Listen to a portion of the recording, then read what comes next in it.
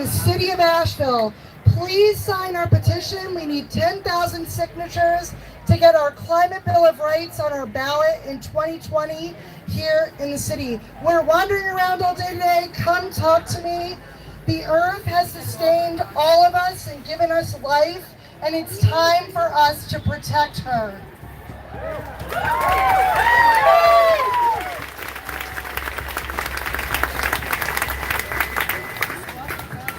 Hello, my name is Natalie Isler. I'm a student at UNC Asheville, and I'm with UNCA Divestment. We are a group of students trying to get the school to divest from fossil fuels. If you're interested, please come and see us at our table. Thank you so much.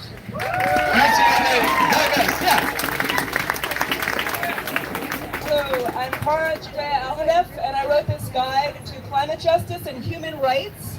And we're going to be performing at 7:30, looking at consumer convenience culture and plastic addiction. One of the excerpts from this book. And we're over there. The books are on sale along with t-shirts and prayer flags. Again, it's about human rights and climate justice.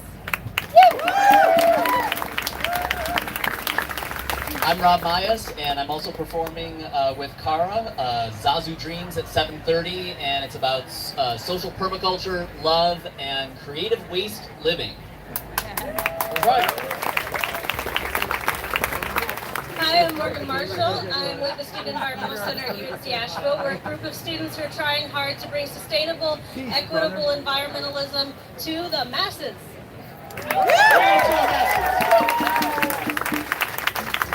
Hi, I'm Vineet. I'm part of Pachamama Alliance Asheville branch. We have an ambitious purpose to bring forth an environmentally sustainable, spiritually fulfilling, and socially just human presence on this planet. And we put on short events. Our next foundational workshops, 3 hours at Jubilee a week from tomorrow. So Jubilee would know about it, or you can contact us or see me.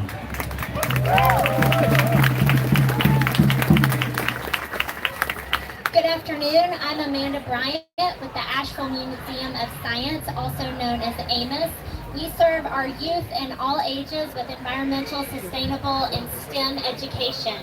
Please come visit us. We are right behind the monument down there on 43 Patton Avenue. And thank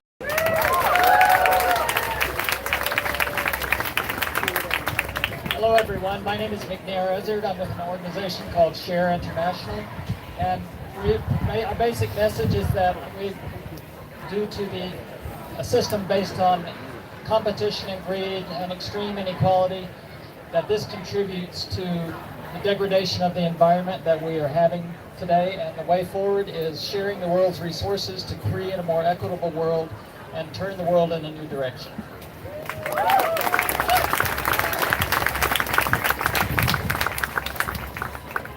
Hello everyone, I'm Yulia Schaefer with Energy Savers Network. We are addressing social justice and environmental issues, and we provide free energy efficiency upgrades to eligible homes with the help of volunteers. So please stop by our table over there and sign up for our volunteer network, because only together we can do this. Thank you.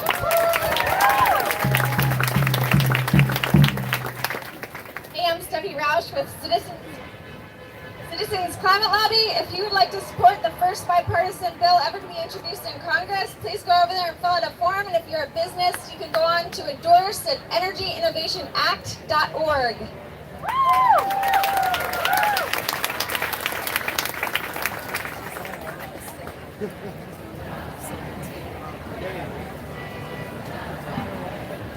Hello everybody, I'm Mayo Taylor. I'm with the Western North Carolina group of the Sierra Club. We've been advocating for the national and human environment for a very long time now. Our table is back here by the turkeys, and we have a petition to get solar facilities on public buildings, and particularly public schools.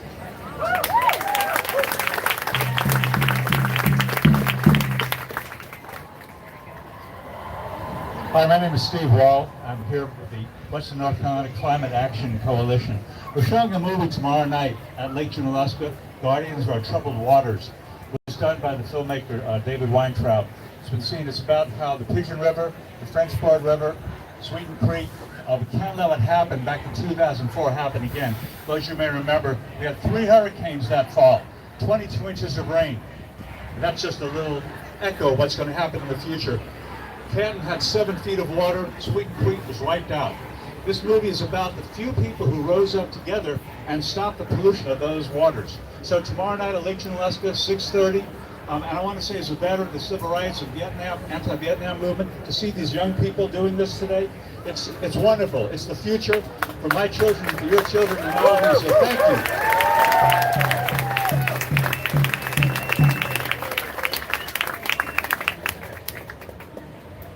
My name is Mel. I'm co-president of Active Students for a Healthy Environment. We're an environmental activism group here at UNCA, which is right down the road.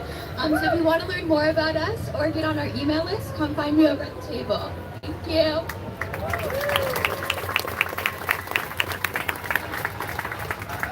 I'm Susan Bean. I'm with Mountain True, your local grassroots advocacy nonprofit. And we fight for clean waters, resilient forests, and healthy communities across Western North Carolina.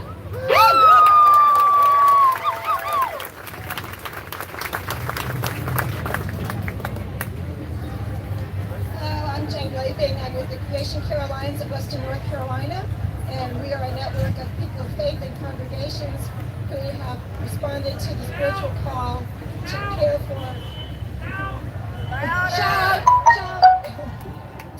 to care for God's creation for the health, integrity, and beauty.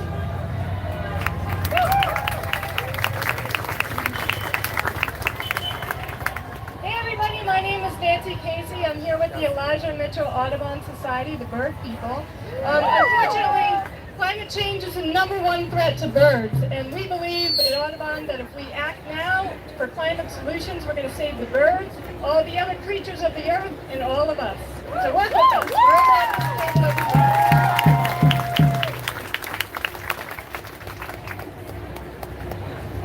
Hi everybody, my name is Catherine Long. I'm the director and lead teacher of Growing Wild Forest School, which is an all-outdoor, nonprofit nature connection preschool for kids ages 3 to 6. We talk about animal tracking, how to climb trees, how to use tools, how to use fire, and generally how to be part of the web of life rather than positioning ourselves above it. We are always looking for people who want to volunteer with us, organizations that want to partner with us, board members for our nonprofit, and any abundance anyone is willing to share. Please come find me over there, do a nature craft. Love to see you.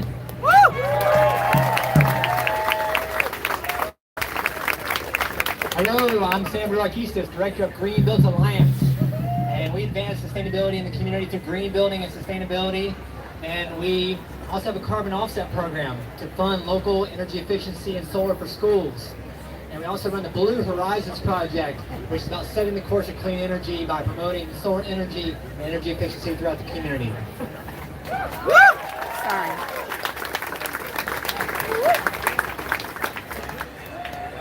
Hello, my name is Emily Osterbein. I am a member of the Environmental and Social Justice crew at Warren Wilson College. We're in East Asheville. Clearly there is over 20 of us here today, so we do our best to get as many people out as possible for things such as this. So.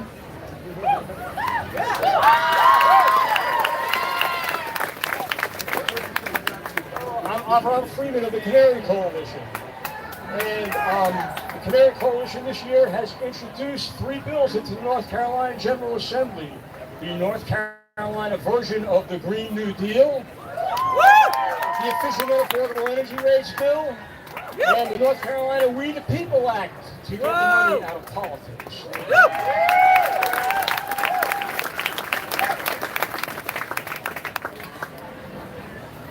Thank you, Avram. Seriously, check out the Canary Coalition. They've done so much coverage over a dynamic, eclectic wealth of resources. So big shout out to Canary Coalition.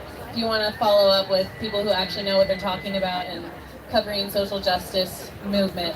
This is Alina with the Soul and Soil Project, and I'm Amanda, her devotee.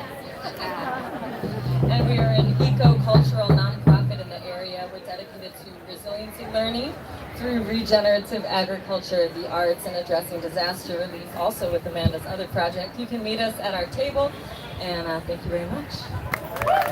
Just to tip on that, our other project is Organic Partners for Disaster Relief. We do hurricane disaster relief, and we're working with local regenerative organic farms to actually create preserved food to be able to give people who are in time of need, like the people in Houston right now.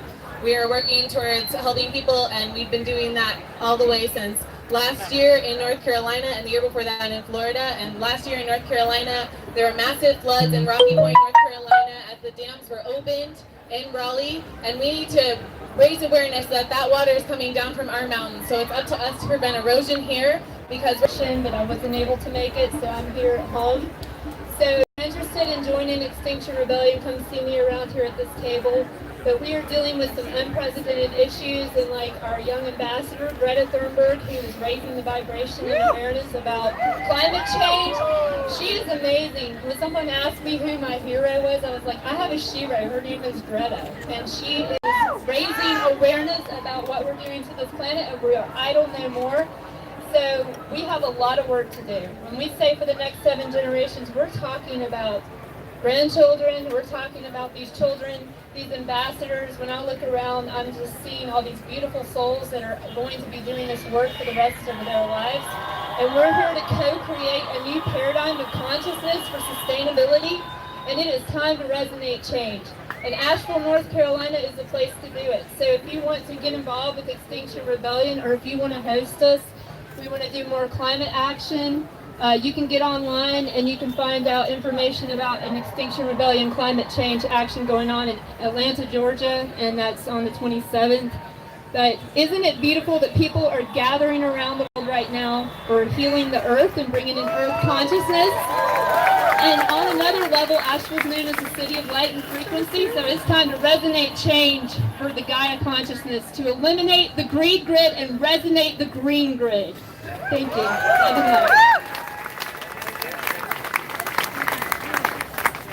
Hello, my name is Lena Ruarquistas, and I'm the director of Earth Path Education, and we do deep nature connection with our youth and wilderness rites of passage with young women.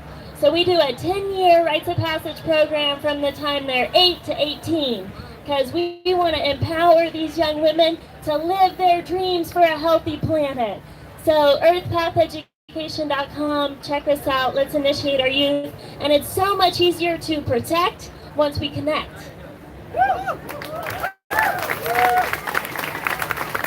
Any more rally partners? Look at all these great organizations that you can take part of. Can we just say thank you to everybody for being here? If you're having a hard time hearing, there's plenty of room up front. You can move in a little bit. Now, we're truly blessed to have our first guest here opening it up. Yona Frenchhawk is an ordained minister of Jubilee Community Church and is a recognized elder and full-blood member of the Eastern Band Cherokee. He's been connecting communities his whole life, and he has chosen to connect with us in our community here today. So can we please put our hands together for Yona Frenchhawk?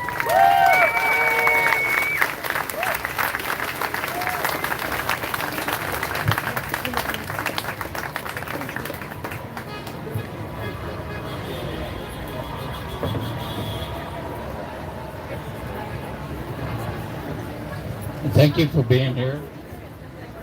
And number one, may I say that it's from a deep heart appreciation that I see all the colors of the rainbow being represented here. Because this is a prophecy of something that came long before this movement.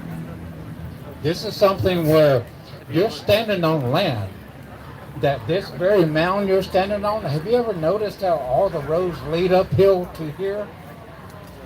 You're standing on top of what was once the most sacred burial grounds of the Cherokee people before Buncombe County and Asheville ever came along.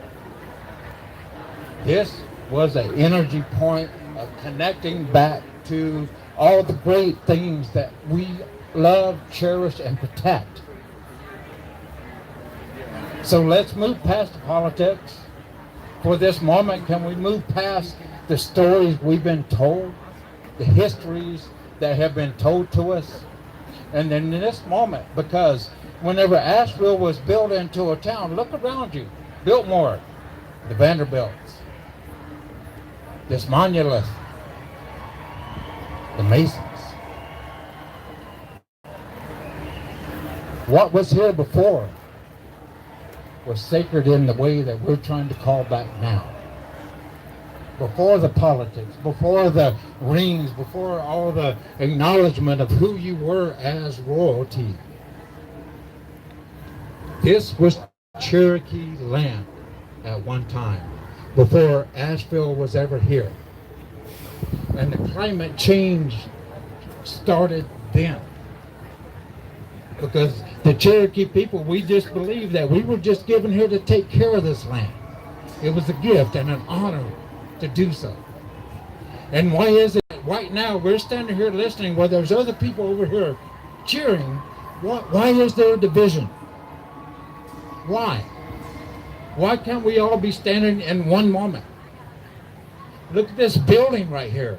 People getting ready to invest thousands and thousands and thousands of dollars on land that was so sacred at one time no one would even walk up here without permission. That's climate change. The climate started to change from how we started to honor the earth and everything we've been given in this moment. What about that? The simplicity of life.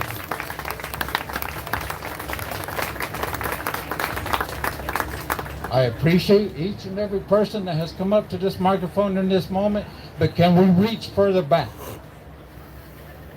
Can we go back and get barefoot on this land? When people say grounded, oh, Yona, what does that mean? You quit filling that busy mind.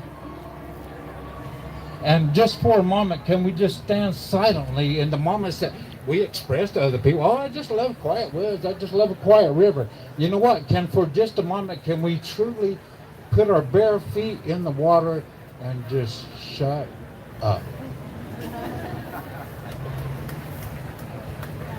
Because to me and my people and our prophecy of the seventh generation, that's the simplicity it's going to take. Not the complicity of figuring out what's going on politically right now. We're never going to figure that out because there's too many opinions. But in this moment when you're standing here listening, how do we turn the energy around to work for us instead of upsetting us? Instead of moaning and groaning about what's going on in the world and our government today, what are we going to do in our hearts that we know what is morally correct to support this moment? And it all starts here on sacred ground of my people. I'm a full-blooded member of the Eastern Band of Cherokees, a people that lived on this land before Asheville was ever Asheville, or Buncombe County was ever Buncombe County. And this is where we buried our people so they could go straight home to the blessedness of the life we lived here on this earth. So how do we, as this community right now, come back to that? Don't get distracted by the news. Don't get distracted by the politics. There's things going on in this earth that are being neglected that we need to be paying attention to. Not CNN News, not Fox News. There's forests burning. There are people dying. That's climate change. The climate of peacefulness has changed. So instead of the 1980s or whatever politics you're accustomed to, can we take it back to the beginning and really understand the roots of where it comes from, instead of making it up right now based upon the opinions of people? Because in my opinion, where we as a civilization messed up was when we started making God a human. Spirit is earth. Spirit is water. Spirit is air. Everything you see around you. We are God. I hope. Go Tar Heels.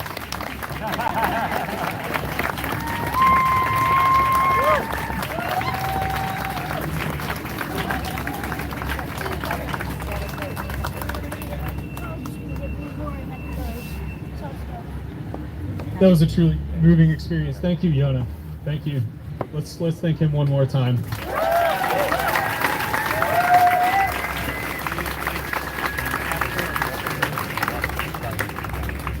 Our second speaker is Shane McCarthy, and he is a member of the Sunrise Movement Asheville, an Asheville native and an environmentalist. He is helping his community by weatherizing low-income houses through the Energy Savers Network, teaching beginner cooking classes, and organizing neighborhood litter cleanups. He graduated summa cum laude from NC State University in civil engineering and works as a construction manager. Pretty cool dude, I think. Let's hear what he has to say.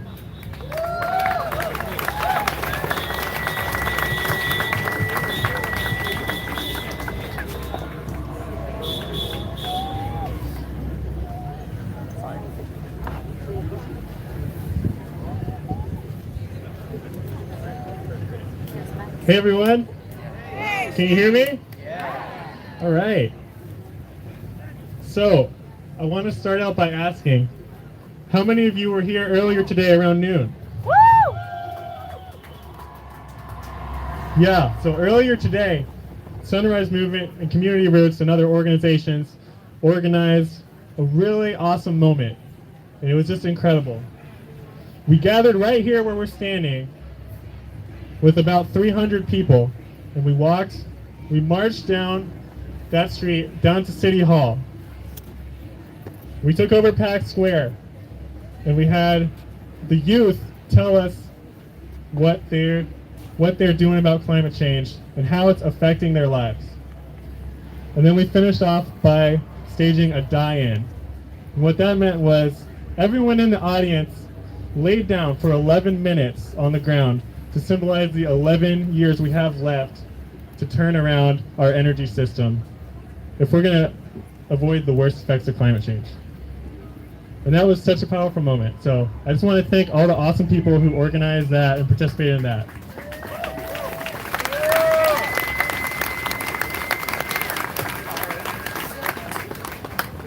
So, I'm a member of the Sunrise Movement chapter in Asheville, and I'm going to tell you more about the Sunrise Movement in a few minutes. But first, let's talk about why we are here today. Because today we are part of the biggest action on climate change ever in our history. Because all around the world, in 150 countries, people are rising up, walking out of school, walking out of work, and disrupting business as usual.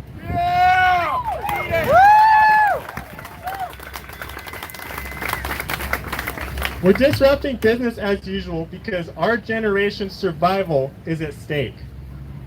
Because young people have to live in fear of their future.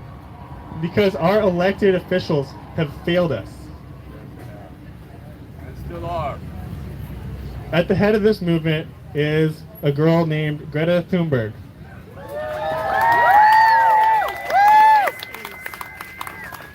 Greta is a Swedish climate activist who is just 16 years old.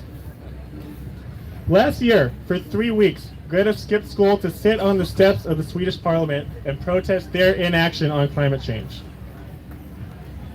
At first it was just her. She was just sitting on the steps of her government, all alone. And then people started to pay attention. She got in the news, and people started to join in. And after a few months, she had inspired 20,000 students to strike in 270 cities. And today, she is leading the biggest youth-led mobilization ever to take place.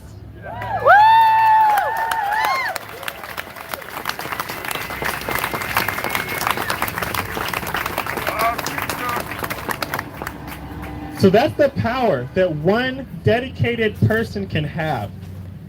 Because when young people show up, when young people care, and when young people demand action, adults start listening. So let's talk about what Greta is fighting for. Scientists at the UN tell us that we have 11 years left to transform our economy away from fossil fuels to avoid climate catastrophe. We need big systemic changes to fight these problems. And our politicians could solve these problems if they wanted to, but they're failing to act. And some of them are actively working against us, like Donald Trump, who just killed California's clean car standards. This is happening while we're seeing the devastation that the climate crisis is causing. The climate crisis is here. Hurricane Dorian was in the top 5 hurricanes ever, and it practically demolished 2 islands in the Bahamas. Storms like that are becoming more and more common because of rising sea temperatures. And right here in Asheville, last year's rainfall broke the all-time record, and it had more than double the rain of an average year. This caused extensive flooding and damaged our roads and homes. That's why this crisis demands action. By failing to act, our elected leaders are stealing our future. Rainforest. Now we know that they're not going to come and save us. It's up to us to rise up, to hold their feet to the fire, and make them listen. And that's why we're here today. That's why we launched a worldwide strike. Because when millions of people walk out of school on the same day, our governments have to listen. They can't ignore that.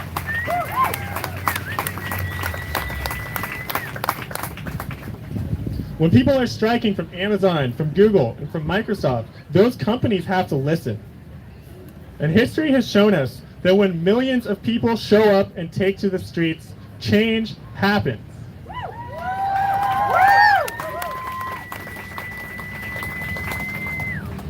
The people in power cannot ignore what we're doing today.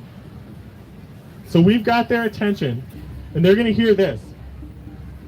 We demand a Green New Deal to end our dependence on fossil fuels by 2030.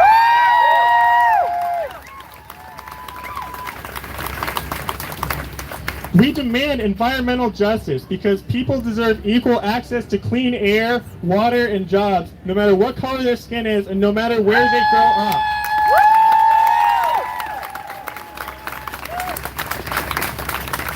And we demand protection for our forests, for our oceans, and the plants and animals that we share this planet with.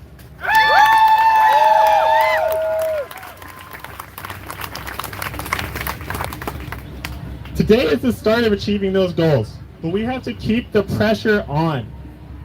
That means holding politicians accountable. No matter if it's our president, the governor, or your city council, their job is to protect our interests and protect our future.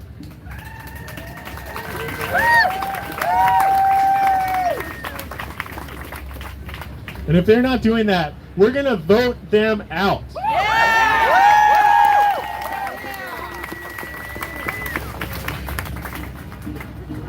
So at the start of this speech, I said I was with the Sunrise Movement, and I'm going to tell you more about what we are doing to make that happen. The Sunrise Movement is a national, youth-led movement to fight the climate crisis.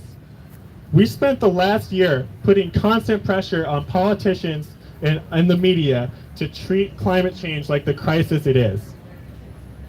As a result, we had the presidential candidates discuss climate policy for 7 hours on primetime TV.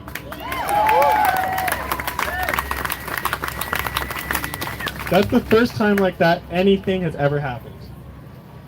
The Green New Deal used to be a fringe idea, but thanks to our sit-in at Nancy Pelosi's office, it's now a household name with support from presidential candidates.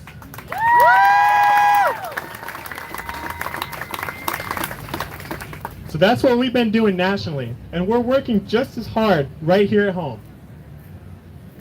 At the Asheville City Council meeting on August 26th, we called on our city's leaders to declare a climate emergency and commit our city's resources before it's too late.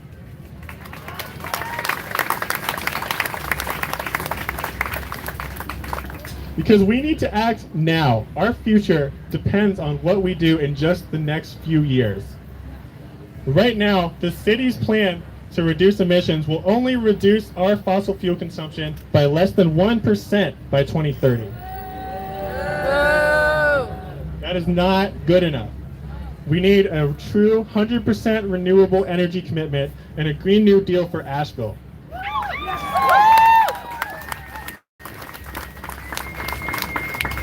That's why we marched earlier today. That's why we marched to City Hall and staged that die-in on Pack Square. Because we need action now. And if our elected officials are not going to help us, they need to get out of our way.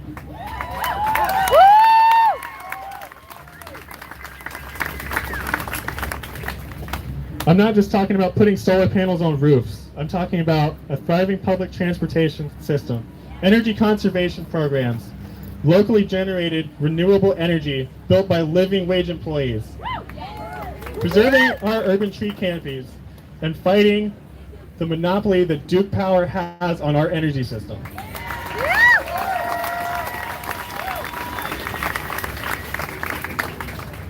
So in Asheville, we're going to keep the pressure on the city.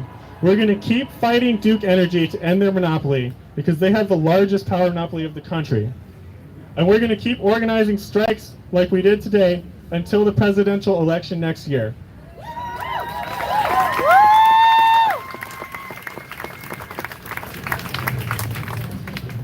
So we hope you want to get involved and help us fight for our future. And we have a ton of ways for you to help. Our table is right over there.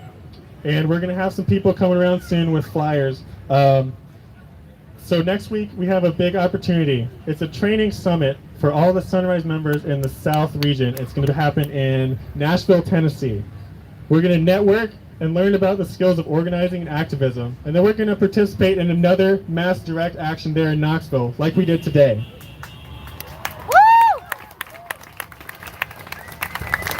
So please talk to one of us, come join us, and thank you all so much for being here, and thank you for being on the right side of this fight and helping us fight for our future.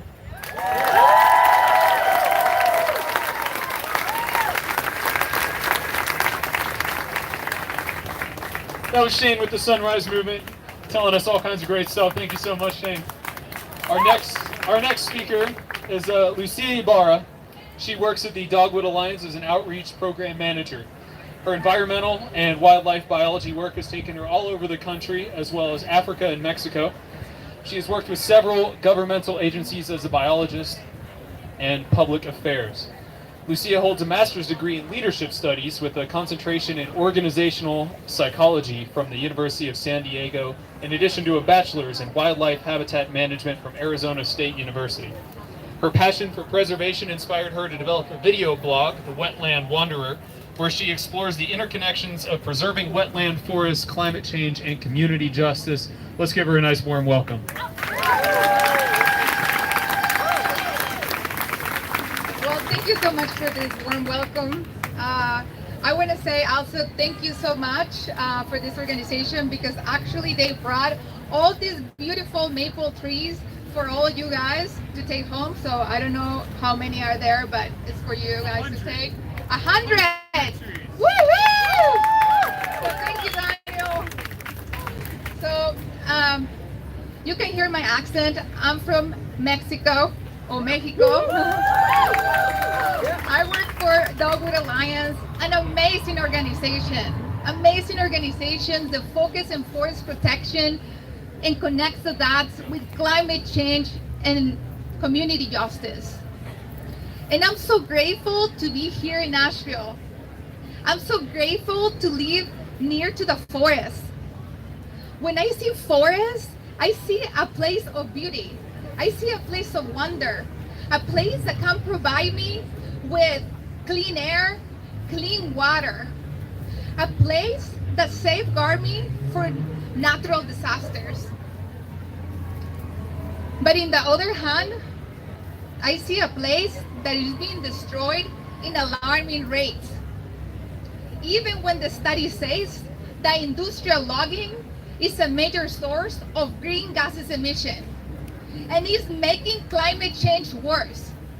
And yet, our leaders are not taking bold actions in this time of climate crisis. Our forest is one of our best tools that we have for climate change. It's one of our best allies. And you're probably asking, wait, why forests? Well, forests absorb carbon from the atmosphere. sequester carbon from the atmosphere. And they store it in their trees, in the soil, and keep it there until they die. And they keep it out of the atmosphere. We are losing one of our best tools to industrial logging. We are losing one of our best tools for sequestering carbon to plantations. When we cut our trees, we release carbon to the atmosphere. And that is dangerous and irresponsible. What it says, the Paris Agreement is telling us that we all need to work together to diminish or keep it or temperatures from rising toward the end of the decade. The PCC report is telling us that we need to cut emissions, and yet the southern forest is being logged in alarming rate. Again, we're losing our forests to industrial logging. We're losing our best tool to sequester carbon. We need to take bold actions and really tell our leaders that we need to leave forests standing. That we need to leave forests standing and let them do what they do best, which is sequester carbon.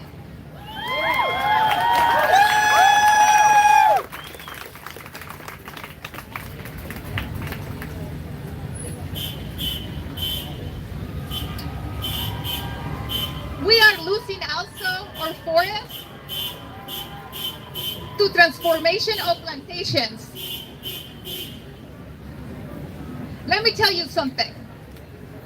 Plantations are not forests. What happened is when they come in, they got our natural forests, and then they replace it with plantations. Guess what happened? The biodiversity is lost. And actually, the absorption of carbon lessened. Studies have shown that actually with plantations leave standing, actually sequester 50% less carbon than natural forests. What we want to do, we need to tell our leaders that we need action that matches where we have right now, a climate crisis.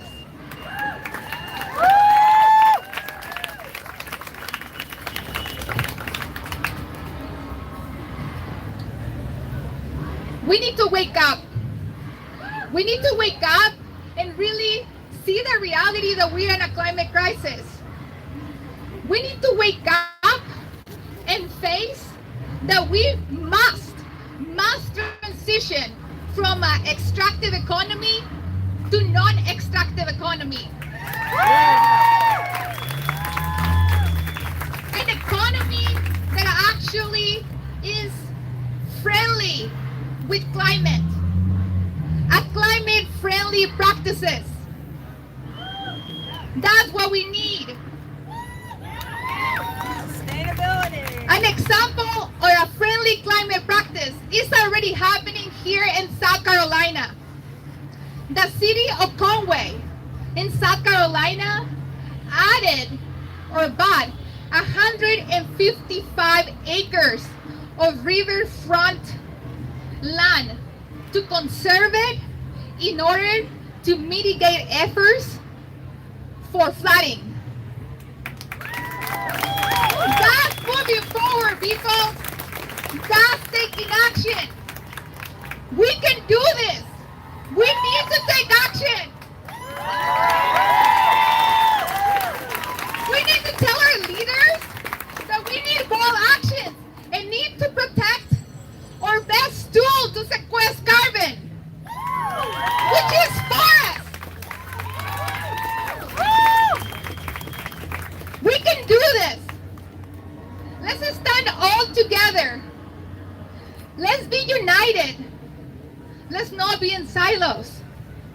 because unity make a strong voice. Let's be one. Let's stand for our youth. Let's stand for our forest. Let's stand for our planet. And let's stand for our future.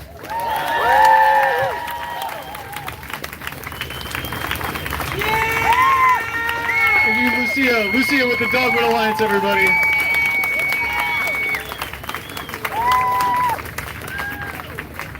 Okay, our next speaker is Scott Hardin-Nieri. He is a dad, a partner to Becca, and cares deeply about people in God's planet. He's an ordained minister pastor with the Christian Church Disciples of Christ. He has a Master of Divinity and a diploma in the Art of Spiritual Direction from San Francisco Theological Seminary. Scott learned and served in the vulnerable cloud forests of Monteverde, Costa Rica, before his role at Mountain True, supporting faith communities as the director of the Creation Care Alliance of Western North Carolina. Scott also works nationally as the Associate Minister for Green Chalice, a non-denominational effort to care for God's creation, supporting, encouraging congregational leadership in the areas of carbon neutrality and resilience. Let's welcome him.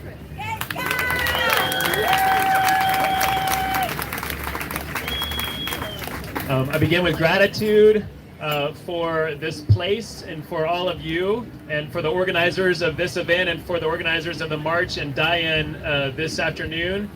A deep gratitude for the creatures of this planet and for the web of life that we are a part of. I'm very grateful also for Greta. That's just an automatic signal to yell and scream. She's amazing, and the work that she has done, and all of the climate warriors and peacemakers that we are holding hands with now over the past decades.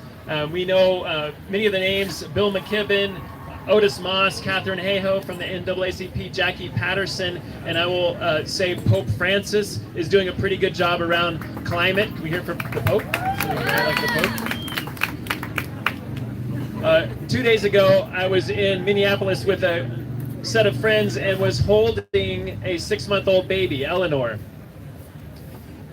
As I held her, I was lucky enough for her to fall asleep in my arms, and this doesn't happen very often, but I could gaze into her closing eyes and could hear her breath next to my heart as I swayed near her mom during a conference. And I was having flashbacks about my own children and the reversal of role, not only when I was putting them asleep, but when they would wake me up. When they would wake me up. And so sometimes it looked like jumping on the bed on Christmas morning. They would wake me up. Sometimes it looked like when they were laughing at me because I had fallen asleep in the chair in the living room.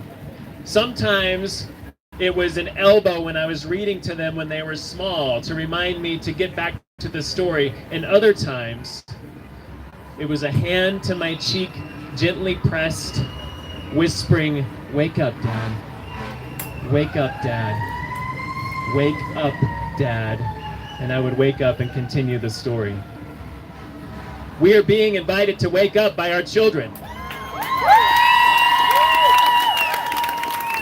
Whether it's abruptly or it's taken a long time, whether it's with a gentle hand on your face or with some sort of action, we are being woken up. We can see that this is not just a climate crisis or an economic crisis or a social crisis or a food crisis or a water crisis or a race crisis or a poverty crisis. This is a spiritual crisis. As we engage this from the faith community and beyond, more and more deeply, we can see the interconnections that you have heard about already and that you will hear about more today. That climate change is deeply connected to food production and the way we consume. It's deeply connected to racism, to poverty, to violence, to prayer, to worship, to policy, and to money. I we'll give a shout out to the International Day of Peace, which is happening tomorrow. And so I invite you to check that out as we look at how we might live in a climate without violence and war. In my spiritual tradition, at our best, we seek to deeply listen, to act intentionally, and to love abundantly. We follow this tenet around loving our neighbor as ourselves. And climate change threatens the ability to love our neighbor in 1,000 different ways. And so as we listen and act and love, I wonder if you could help me with this. So whenever I say listen and hold my hand up to my ear, would you recall back listen? Would you say that? 1, 2, 3. Listen. That was pretty good. Let's try it again. 1, 2, 3. Listen. All right. Act on the count of 3. I'm going to do this, I guess. 1, 2, 3. Act. Good. And then love will be a hand over the heart. 1, 2, 3. Love. Nice. So the first one. Listen. We need to listen to grief and pain, particularly with our most vulnerable populations, our coastal communities, our farmers that are facing drought, our young and old, those who are migrating from violence, dusty croplands, or rising seas. In particular, we need to listen to communities of color who have often been inflicted with snarling highways, coal plants, incinerators, factory farms, coal ash ponds, and toxic dumps. You may know that in Warren County, that community rose up against the designation of one of their landfills to receive toxic soil. They rose up against that, and through their efforts in a collaboration with the United Church of Christ denomination, there was released a landmark study called the Toxic Wastes and Race Study in the United States back in 1980, helping to birth the environmental justice movement. We need to listen also to creatures' voices who are being diminished. You heard from the Extinction Rebellion. You'll hear more and more about the creatures' voices who are being diminished. In my faith tradition, that is a sin, to diminish those that might praise and illumine God's presence. Oh, I guess those are, sorry, you mean to take a pause? I can continue.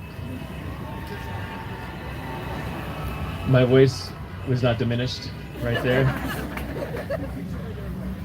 Yes, wake up. We also need to listen to our children. The breath in our cities of our children are being labored with asthma from heat and pollution. In New Delhi, just today, in these past 24 hours, when they were protesting and rallying, the children in India chanted, "I want to breathe clean." We need to listen to Greta and the millions of children who are saying that the cost of inaction is too great a burden to bear, who have rightfully and quietly stepped out of their classrooms into the streets and halls of power to reflect the immorality of our climate complacency. We need to listen to our children. We need to listen to wisdom as well, to the scientists who are helping to cure cancer, grow more resilient crops, build energy efficiency and into our homes and cars. They're developing amazing smartphones and cool apps. They're saying that our climate is changing due to human activity, and they're saying that there is still more time. We might listen to our spiritual wisdom traditions, the voices of old and new, those written, oral, and embodied. And I know there are people of faith here from spiritual communities. They might help you find a spiritual community if you're interested in finding a community of conscience or church or synagogue. Let's listen to our own hearts as we begin to discern how we might engage in this climate catastrophe, listening to your own heart for what is breaking it. What is breaking your heart? There are 100 different things that you might engage in. As you feel your heart breaking, you might listen to that in a new way to say, that is where I want to exert my energy, because you cannot do it all. Also, how is your heart mending? What are ways that you find life and healing? Where do you go to the forest? Where do you read poetry? This is soul-crushing work, my friends. This is soul-crushing work, my friends. You cannot do it alone. You cannot do it without Sabbath and rest for your heart.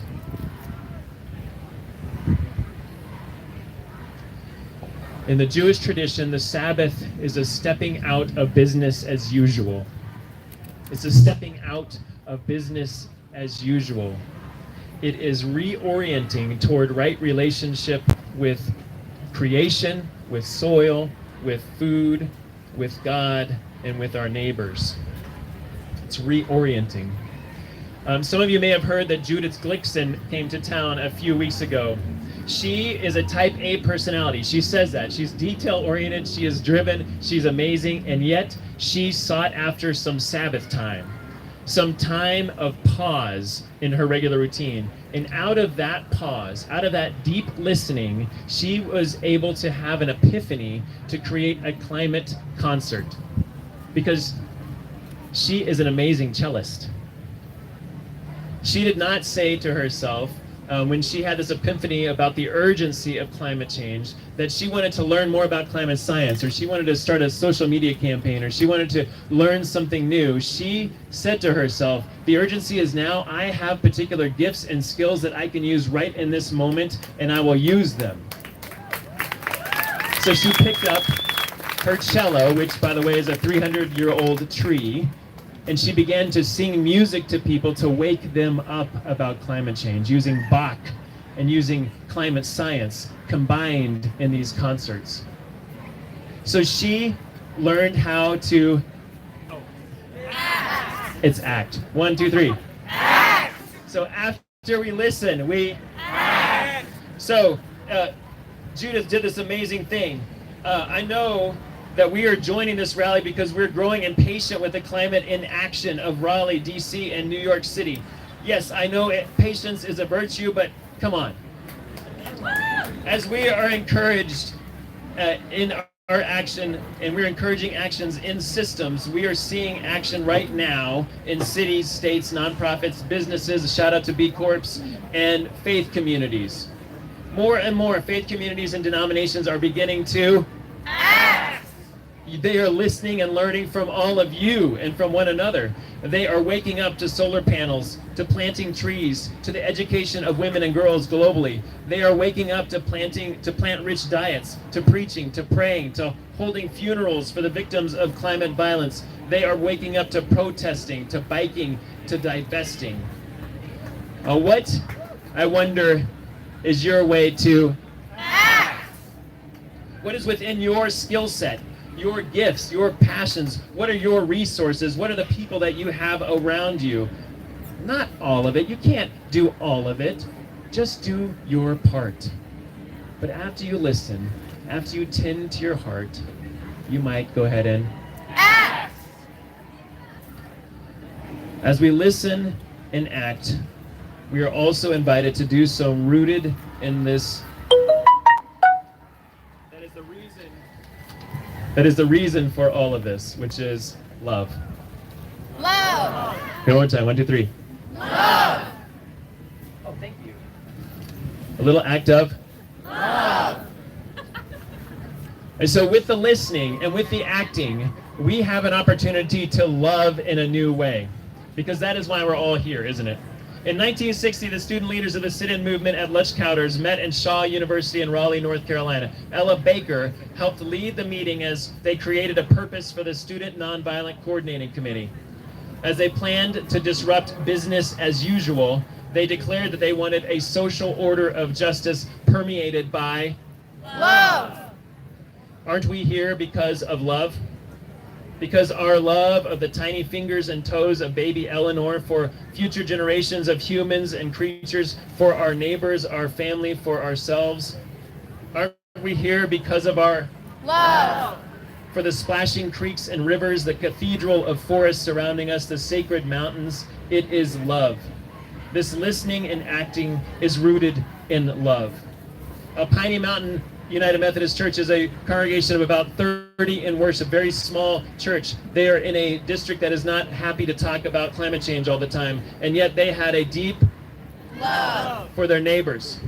They handed out, in wagons, they pulled around their neighborhood 1,200 LED light bulbs to help their neighbors out. They filled wheelbarrows with produce from their gardens, and they went door to door and said, hey, we love you. They saved their neighborhood $70,000 if they screwed in the light bulbs over the next 10 years. Yeah, that's copyable. That's about 1,000 pounds of carbon, 1,000 pounds of carbon for the planet that they offset. They offered prodigious produce and sanctified LEDs. We are asking our leaders to listen and act now on behalf of love, but we're not waiting for them. We are not waiting for them. Let them see our courage. Let them see our deep listening, our action, and our love. Thank you.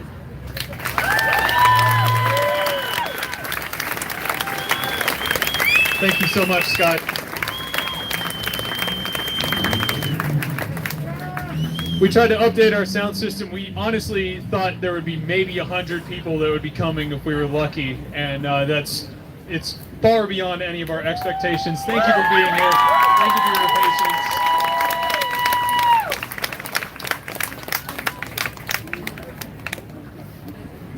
Our next speaker is Evan Kuzo.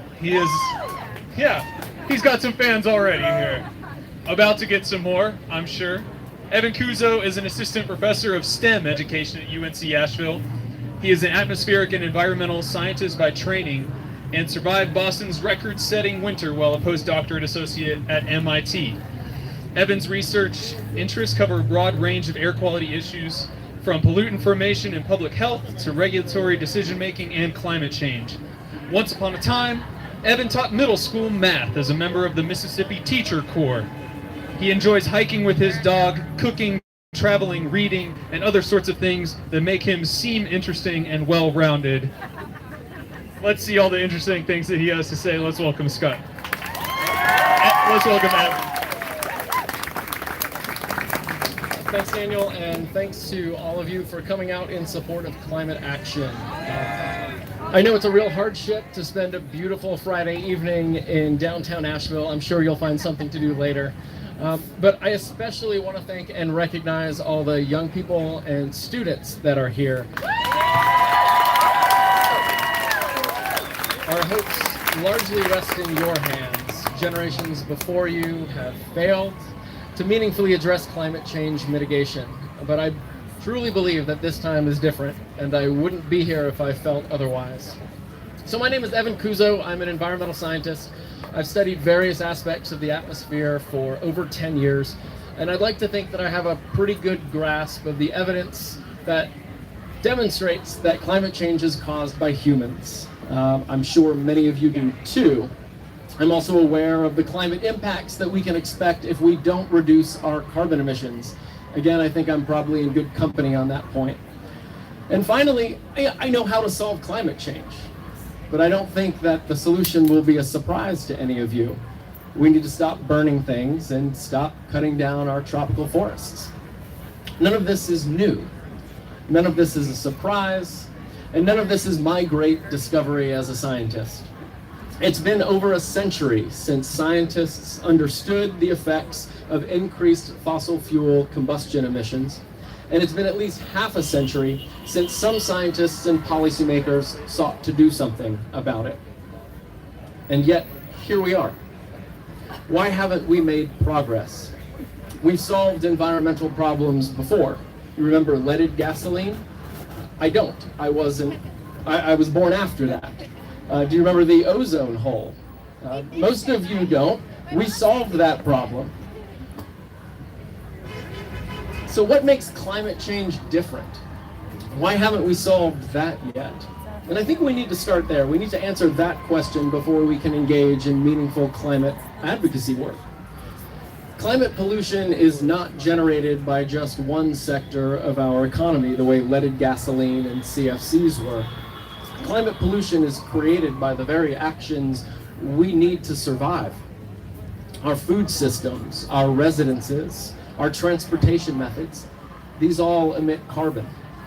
Our energy infrastructure, our livelihoods, our pleasures, these emit carbon too.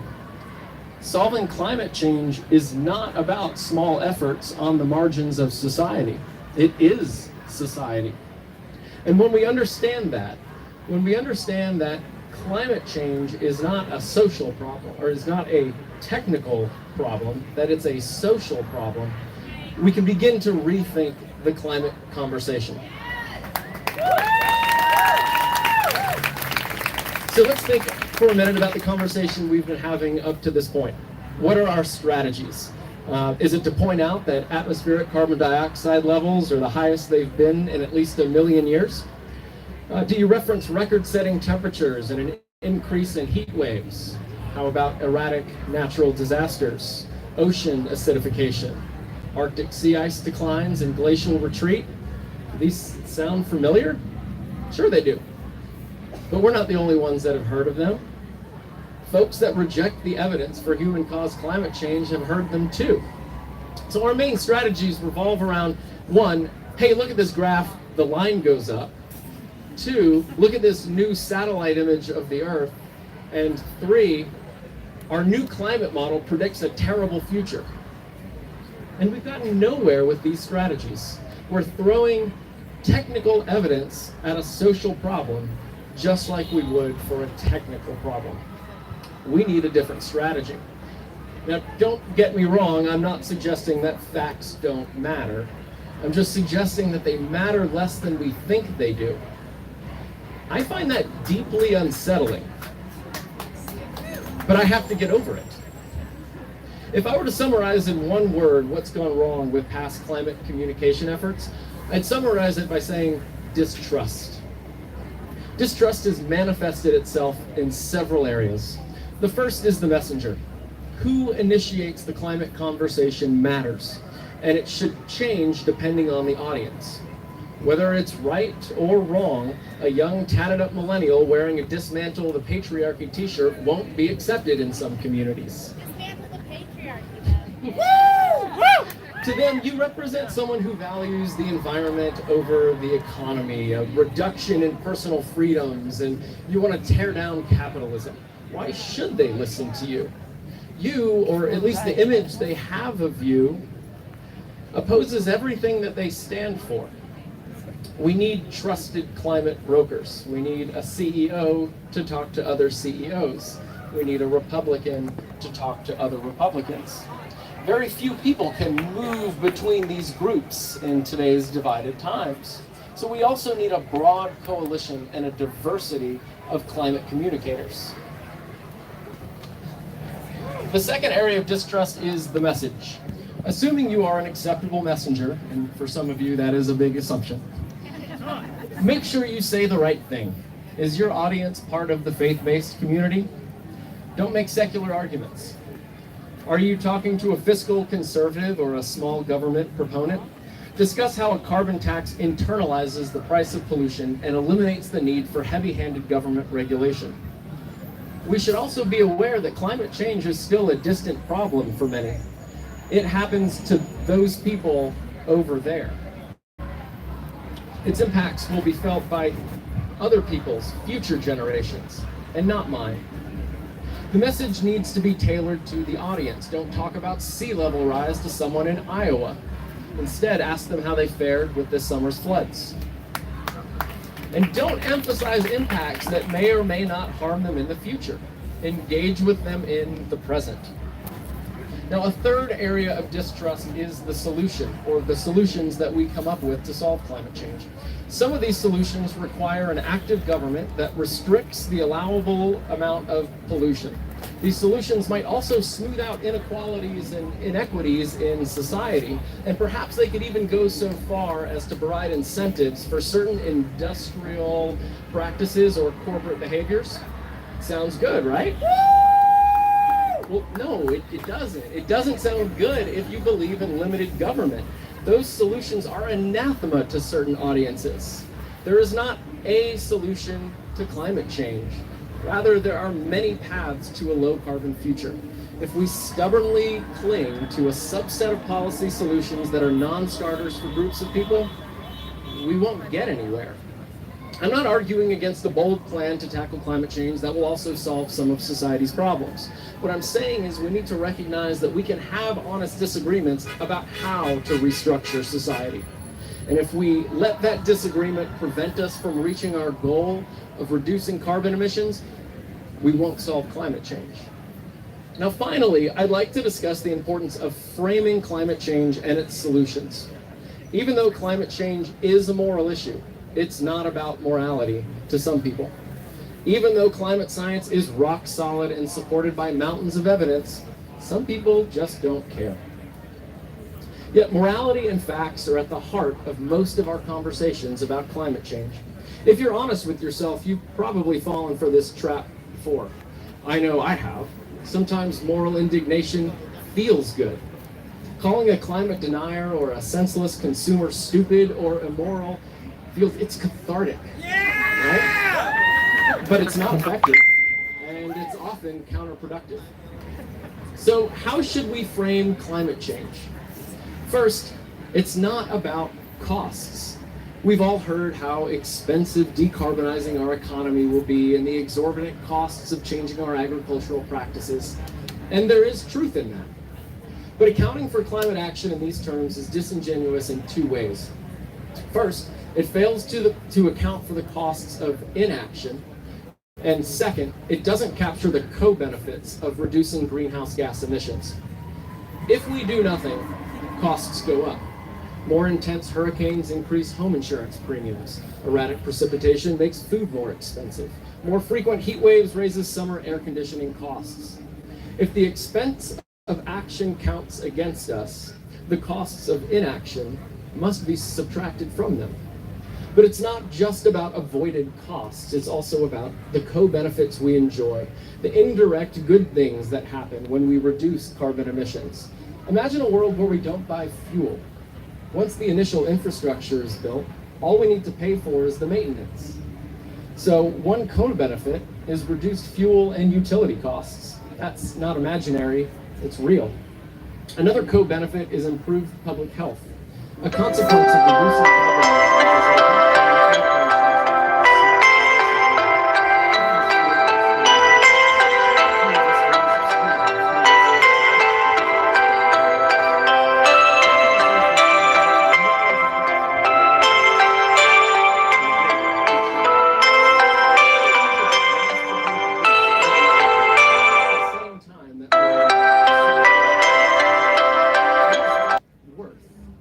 Is it quantifiable? Actually, it is. When we compare the industrial costs of the Clean Air Act from the 1970 and its subsequent amendments to the economic health benefits, it's not even close. Pollution reductions pay for themselves many times over. One last thing about framing. Why do environmentalists use the language of sacrifice? Don't eat meat, give up your car, travel less, consume less. Nobody wants to hear this. I don't want to hear this. And it's not a good communication strategy. So my challenge for you is to flip the script. How can we talk about climate rewards instead of climate sacrifices? What benefits will people enjoy from reducing carbon emissions? Here and now. If you can answer this question, or if you can frame your conversation about climate change around this question, then you're ready to engage in the conversation. And the world needs you to be ready.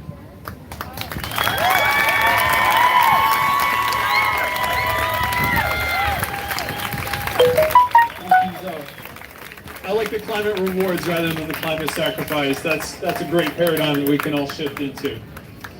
All right, our last speaker of the evening is Anita Simha. She is a community ecologist and community organizer in Durham, North Carolina, so she's traveled a long way to be here. She's currently a graduate worker in ecology at Duke University, studying a longleaf pine ecosystem in the Sandhills. She is also committed to labor, climate, racial, and environmental justice. She serves as a proud member of Duke's Graduate Worker Union. She's on the board of Clean Water for North Carolina and is a co-chair of the North Carolina Poor People's Campaign Ecological Justice Committee. When she is not crunching numbers or facilitating meetings, she likes to read young adult science fiction and go on very slow runs. Let's welcome her up as she makes her way quickly to the stage. Thank you so much. I really like what Professor Kuza said just now. This is not a technological problem, it's a social problem. That means that a solar panel isn't going to save us, only we can save us. That's why in the Poor People's Campaign, we really like to center people who are most directly impacted by the issues that we're talking about. But before we get into it, can we do a quick energy check? How are y'all feeling? Okay. If you're fed up, can I hear you say fed up?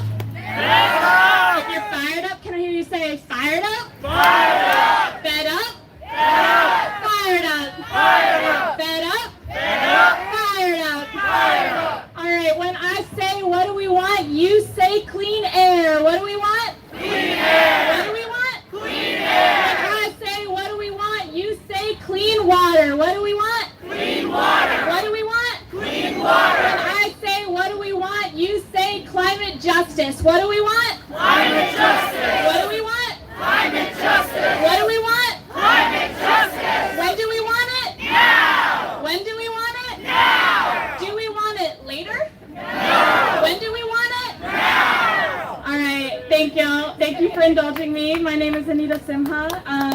I work with the Poor People's Campaign, a national call for a moral revival. The Poor People's Campaign is working to end systemic racism, structural poverty, the war economy, and ecological devastation. Yeah. All of which are tied together by this twisted moral narrative about who deserves to live a full life. And everyone has a home. When we talk about a future for our children, we must also mean a future where ICE can't snatch 230 North Carolinians away from their families because ICE doesn't exist anymore. Well, Arctic Ice exists. ICE, the government agency, does not exist. And when we say the time to act is now, we must also mean to act for a future where 500,000 people in our state aren't denied Medicaid by the legislature because everyone deserves health care. The transition must be just, y'all, or it will not be a transition at all. It's time we start seeing connections between all of these issues. We can't just say, you fight for Indigenous rights and I'll fight for labor, or you fight for racial justice and I'll fight for divestment. We need to build a strong coalition movement. In the campaign, we call it moral fusion politics, to take on power structures that care more about short-term profit than people's basic right to life and dignity. And when we come together, we are powerful, y'all. When we come together, we win. And when we come together, it becomes really easy to poke holes in the arguments of all these huge corporations and the politicians who serve them. Because here's the thing, when they argue about political will, we need to talk about systemic racism and the fact that 23 states, including North Carolina, have passed voter suppression laws limiting the black vote, taking rights away from black people while 68% of black folks live within 30 miles of a coal-fired power plant. When they argue about the economy and jobs, we need to talk about poverty and the fact that farm workers deserve a living wage and a union. The California drought in 2015 led to the loss of 10,000 farm worker jobs. And workers don't just need a job, they need protection and dignity. And our climate action must afford that. When they say, there's just no money in the budget this year, we need to talk about the war economy and the fact that over half of the federal discretionary budget, goes towards the military, while only 18% goes to social programs. When we recognize these connections, we can start changing the conversation. For example, around the Atlantic Coast Pipeline. We know it's not actually bringing money into the 8 counties it's routed through, 7 of which are disproportionately poor and Black and Indigenous. Dominion, no, it's making its money off of Wall Street by showing investors that it's growing by building more and bigger infrastructure. We know no one needs this dirty fuel, and we know they're not providing North Carolinians with long-term, sustainable jobs. That changes the argument. It's not about jobs versus the environment like they want us to think. It's about labor rights and racial equity and indigenous sovereignty and public health versus corporate greed. Coming together is how we win, and it's essential because the environmental and climate justice work we're doing in North Carolina is some of the most important work happening in the country right now. And it's possible that I'm biased, but it's incredible what we're up against, but also what we're demanding. Because we are demanding, can y'all just say, we are demanding. We are demanding. Yeah, an end to dirty fuel like Enviva's wood pellet plants, the Atlantic Coast Pipeline, and the Mountain Valley Pipeline. We are demanding. We are demanding. Just recovery from climate disasters like Matthew, Florence, and Dorian. We are demanding. We are demanding. Democratization of energy out of Duke Energy's hands and into ours. And we are demanding an end to disproportionate pollution in poor communities of color like hog waste, chicken waste, and coal ash. We're demanding all of that. That's a lot.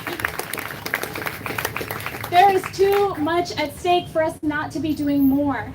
But what does it mean to do more? Well, the Poor People's Campaign says that MORE stands for mobilizing, organizing, registering, and educating. How to hit you with the acronym real quick. Can you say mobilize? Mobilize. Organize. Organize. Register. Register. Educate. Educate. That's right. We are fighting for justice and peace by all the means we have. That means that our struggle begins at the ballot box, but it cannot end there. We must commit to civic engagement to end the social ills, not lower, not lessen, end the social ills that prevent people from having a living wage, full voting rights, affordable health care, and a climate future. So before I leave you, quickly, here are 4 things you can do to do more. 1, most obvious, vote, register everyone you know to vote. We must engage in the kind of voting that cares about poor and low wealth people, the sick, immigrants, indigenous folks, the environment, war, or peace over war. All of these things are climate issues. 2, go further and join the movement. That means joining an organization that is doing grassroots work in your community. A bunch of them have tables right here, y'all. We need to organize if we are going to win. 3, join us in Greensboro on September 30th for the campaign's MORE Tour. We'll be there for a moral march and mass meeting on September 30th. You can visit Leslie over here to sign up for details. And finally, June 20, 2020, it is going down. Can you say June 20?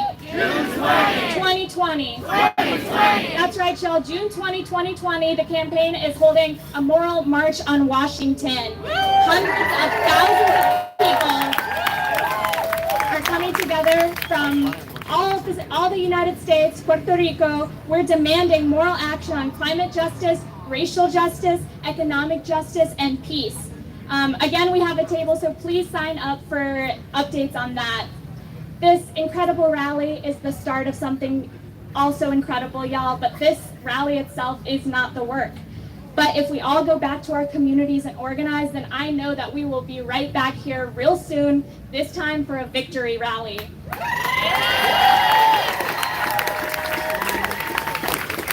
Last thing, this incredible Aboriginal activist named Lilla Watson has this incredible quote. She says, "If you have come here to help me, then you are wasting your time. But if you have come because your liberation is bound up with mine, then let us walk together." That is the root of moral fusion politics, y'all. People are coming together to build a movement because we all need to be free. Our work is powerful because we are led by folks directly impacted by these injustices, and all people of conscience are engaging in a movement that is rooted in our deepest constitutional, moral, and religious values. So we better get to work, walk together, and start doing more. We started off saying that we were fed up and fired up, but who here is feeling ready to go? So let me hear you say fired up. Ready to go. Fired up. Ready to go. Climate justice now.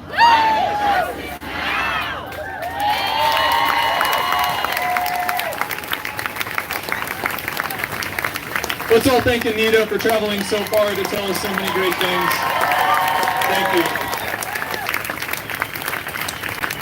Y'all, our rally is coming to a close. As we're finishing up here, I do want to say, you know, it takes a lot to organize something like this. We're so happy so many of you people showed up.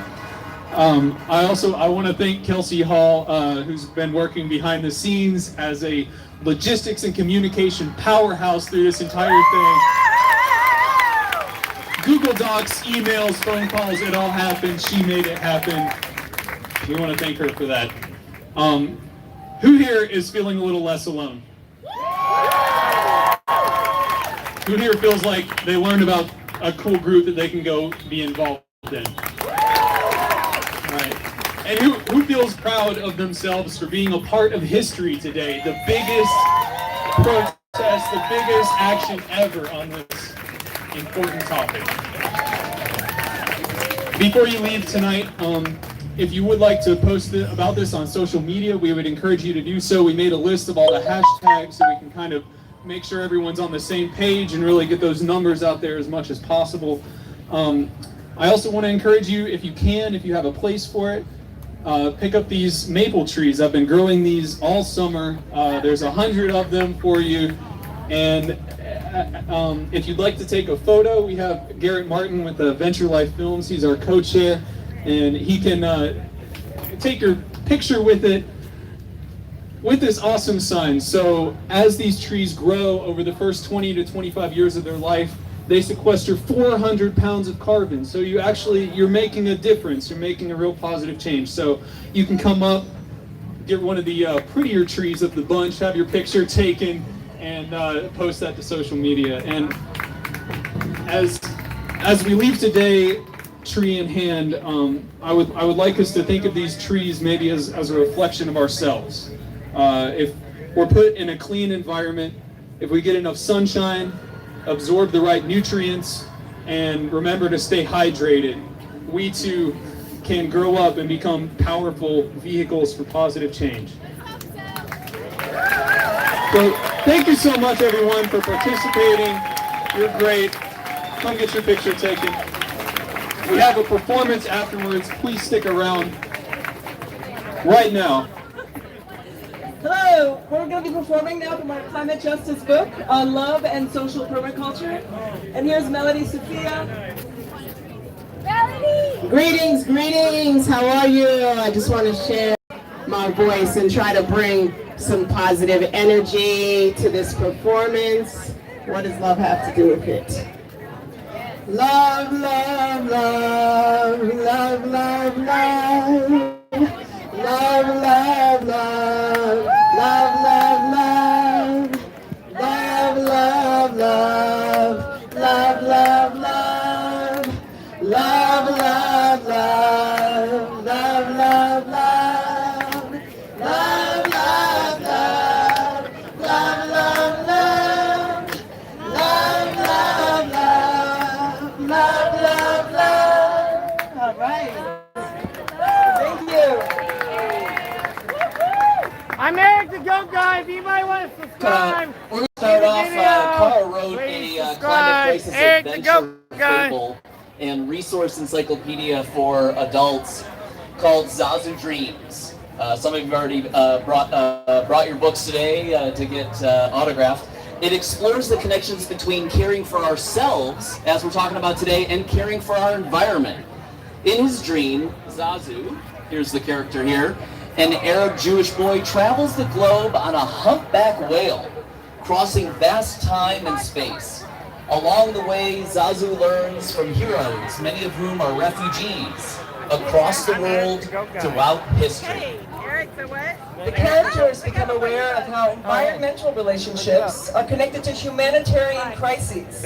As Anita beautifully spoke, the moral fusion politics. In each country they visit, they witness historic examples of social permaculture among humans and within our natural world. Permaculture is a creative, joyful process of recognizing, designing, and implementing interrelationships. Social permaculture is applied ecology, creating new infrastructures for each and every social system. One of the themes in Zazu Dreams is how too many objects and people are seen as disposable or considered disposable, and how what we think is waste can be lovingly reimagined and repurposed in our daily lives. When you all think of Darwin's book, The Descent of Man, what pops into your head? Survival of the fittest? In fact, survival of the fittest is only mentioned twice. Love, on the other hand, is mentioned 95 times. Why would a conversation about climate justice be a love story? Let's find out. We are now going to enter into the story and the backstory of Zazu Dreams. For our mini performance of excerpts today, I've taken out all the foreign language references, and we're going to introduce, this is the character Ari, who Zazu's best friend, who he speaks to and tells his dreams to every morning when he wakes up after traveling through his consciousness with his family's stories. And this here is Zazu, who's the main character of the story, along with his dog Kokomisu, and they ride on a wonderful humpback whale around the world.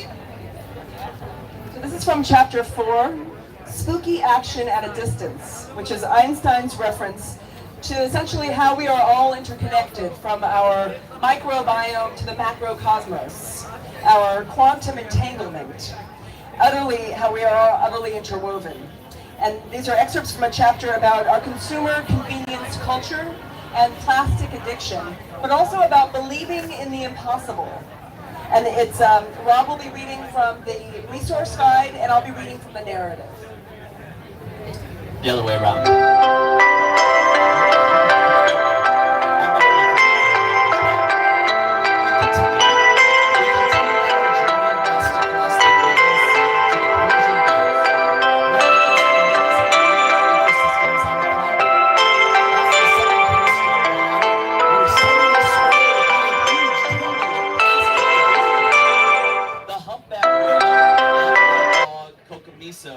Freed themselves quickly. Leaning off the edge of the whale, Kokomiso tried to help me peel plastic bags off my face. I couldn't breathe, and my arms and legs were caught in ghost fishing nets, dragging me down into the dark waters. Ghost nets, usually made of non-biodegradable materials, are lost or discarded fishing gear that float through the ocean waters, strangling marine life. The more I struggled, the deeper I fell into an abyss of a plastic underworld. I was terrified. The Great Pacific Garbage Patch is a swirling vortex of plastic that has gathered where ocean currents meet. When Zazu Dreams was published in 2017, the Garbage Patch covered an area twice the size of France. Recently, it has been announced that the Garbage Patch now covers an area over 3 times the size of France.